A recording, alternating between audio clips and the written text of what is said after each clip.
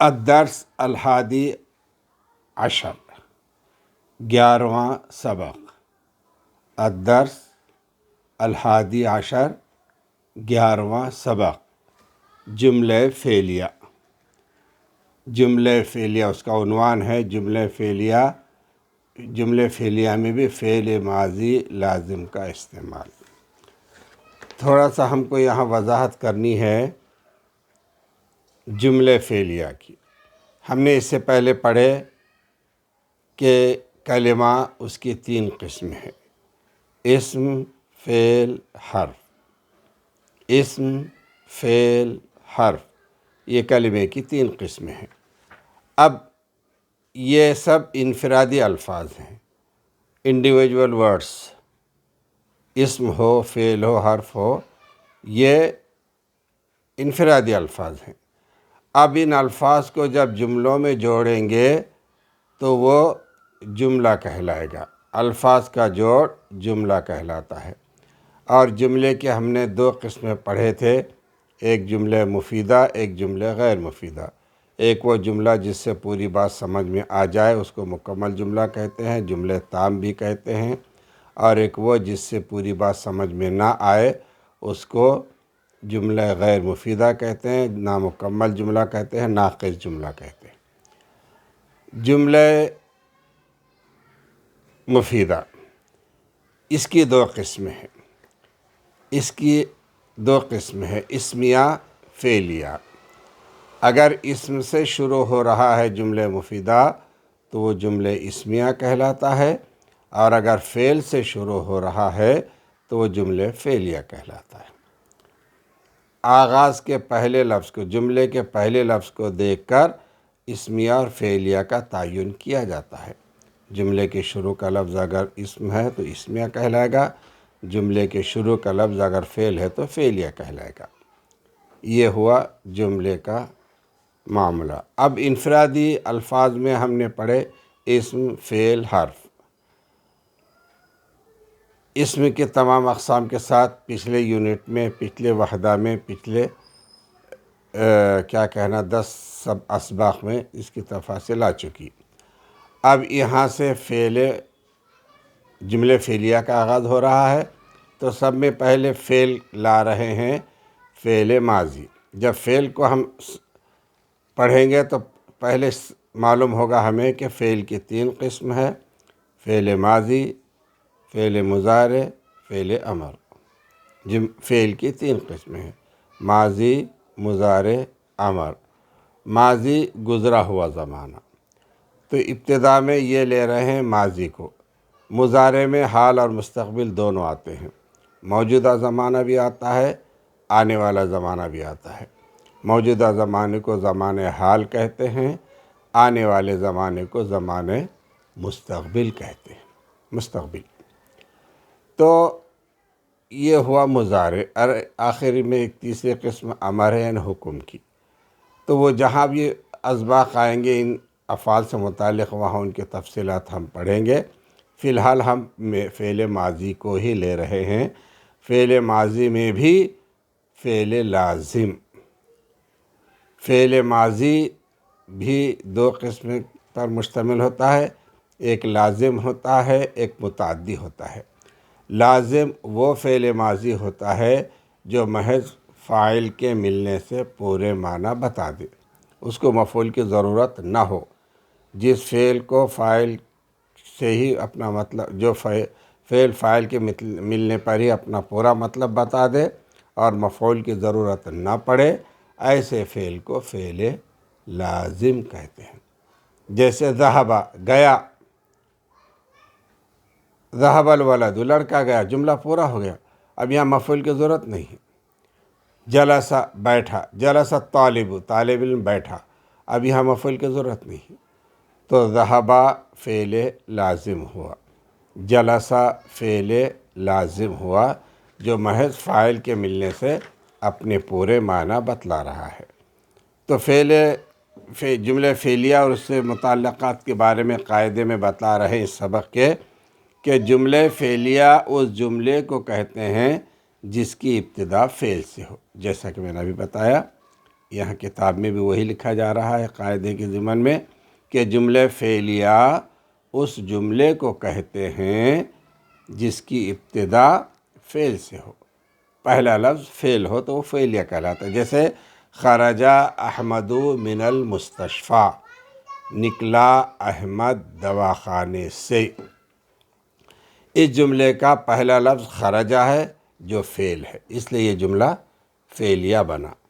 ذہب خالد الی المدرسۃ، گیا خالد مدرسے کی طرف یا مدرسے کو، گیا خالد، تو ذہب جملے کے آغاز میں فعل آ رہا ہے، اس لیے جملہ فعلیہ کہلائے گا۔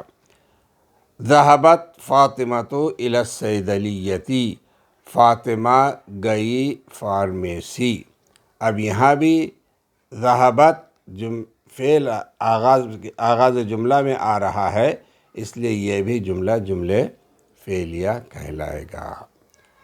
اب ایک بات اور سمجھ لینی چاہیے کہ اگر فاعل مذکر ہے تو فعل مذکر آئے گا، جیسے احمد مذکر تھا تو خرجہ آیا، خالد مذکر تھا تو ذہب آیا، فاعل کے اعتبار سے فعل آتا ہے۔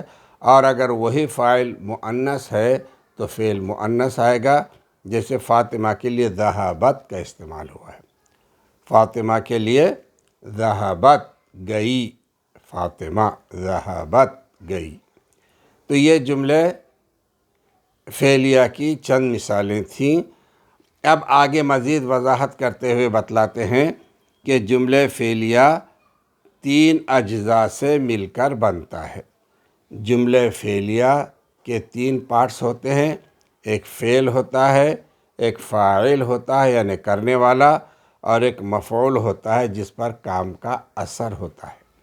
تو فعل، فاعل، مفعول، ان 3 حصوں سے جملے فعلیہ بنتا ہے۔ جملے فعلیہ فعل، فاعل اور مفعول سے مل کر بنتا ہے۔ فاعل اور مفعول دونوں ہی اسم ہوا کرتے ہیں، چونکہ شروع میں فعل آ رہا ہے اس لیے فاعل یعنی کام کرنے والا اسم ہوگا، اور جس پر کام کا اثر ہوگا یعنی مفعول وہ بھی اسم ہی ہوگا۔ تو یہ پکی بات ہے کہ فاعل اور مفعول دونوں ہی اسم ہوا کرتے ہیں۔ اب ان کا اعراب کیا ہوگا، ان پر حرکت کیا آئے گی، ان پر زبر زیر پیش میں سے کیا آئے گا، اس کا بھی تعین ضروری ہے تاکہ آپ آسانی سے فاعل اور مفعول کو پہچان سکیں۔ تو اس ضمن میں بتلاتے ہیں کہ فاعل ہمیشہ مرفوع، یعنی فاعل کو ہمیشہ پیش آئے گا، فاعل کو ہمیشہ پیش آئے گا۔ اگر فاعل پر الف لام نہیں ہے تو 2 پیش آئیں گے یعنی تنوین، اور اگر فاعل پر الف لام ہے تو 1 پیش آئے گا۔ یہ لیکن ہر حال میں پیش ہی ہوگا، جس کو مرفوع کہتے ہیں۔ اور مفعول ہمیشہ منصوب ہوتا ہے، یعنی زبر والا، مفعول کو ہمیشہ زبر آتا ہے۔ اگر مفعول بغیر الف لام کے ہے تو 2 زبر آئیں گے، اگر مفعول پر الف لام ہے تو 1 زبر آئے گا۔ مفعول ہمیشہ زبر والا ہوا کرتا ہے۔ اب مزید تفصیلات بتلاتے ہوئے کہتے ہیں کہ جملے فعلیہ میں فعل کبھی صرف اپنے فاعل سے مل کر مطلب پورا ظاہر کر دیتا ہے، فعل کبھی اپنے فاعل سے مل کر مطلب پورا بتلا دیتا ہے، یعنی اس کو مفعول کی ضرورت نہیں رہتی، سننے والا 2 ہی لفظ سن کر پورا مفہوم سمجھ جاتا ہے، اس کو لازم کہتے ہیں۔ وہ فعل جو محض فاعل سے مل کر پورا مطلب بتا دے اس فعل کو فعل لازم کہتے ہیں، یعنی اس میں مفعول کی ضرورت نہیں ہوتی، محض فاعل کے ملنے سے پورا ہوتا ہے تو وہ فعل لازم کہلاتا ہے۔ جیسے خرج احمد، احمد نکلا، اب یہ مفعول کی ضرورت نہیں ہے۔ ذہب خالد، خالد گیا، مفعول کی ضرورت نہیں ہے۔ جلست فاطمہ، فاطمہ بیٹھی، یہاں مفعول کی ضرورت نہیں، اس لیے خرجہ، ذہبہ، جلسہ یہ فعل لازم ہوں گے، فعل ماضی لازم ہوں گے۔ اب فعل ماضی کے آخر میں ہمیشہ یہ بھی ذہن میں رکھو، سبق کے علاوہ کی بات ہے لیکن قاعدے کی ہے کہ فعل ماضی پہ ہمیشہ آخر میں زبر آتا ہے۔ فعلا، خرجا، ذہبا، نصرا، ضربا، سمعا۔ فعل ماضی کے آخر میں ہمیشہ زبر آتا ہے۔